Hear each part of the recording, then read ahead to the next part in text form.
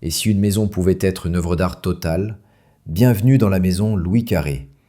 Nichée dans la forêt des Yvelines, la maison Louis Carré est livrée en 1959 par le grand architecte finlandais Alvar Aalto. C'est sa seule réalisation en France, une commande très personnelle du galeriste et collectionneur Louis Carré. Et c'est l'un des exemples les plus aboutis du courant moderniste organique, celui qui cherche à faire dialoguer architecture, paysage, lumière et usage. Ici, rien n'est laissé au hasard.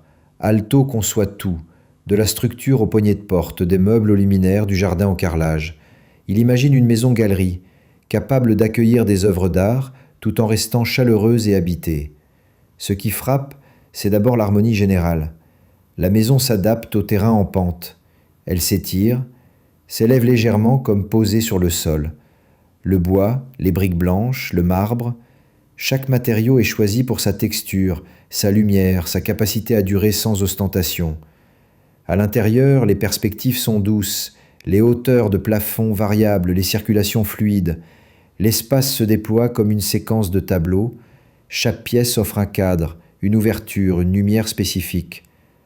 Rien n'est brutal, tout est mesuré. La maison Louis Carré est aussi un manifeste discret. Là où d'autres modernistes privilégiaient la rupture, Aalto préfère la continuité. Il pense l'architecture comme un art de vivre, au service de l'humain, et non comme un geste formel. Il disait « L'architecture ne doit pas crier, elle doit parler doucement ». Et cette maison, plus de 60 ans après, parle encore.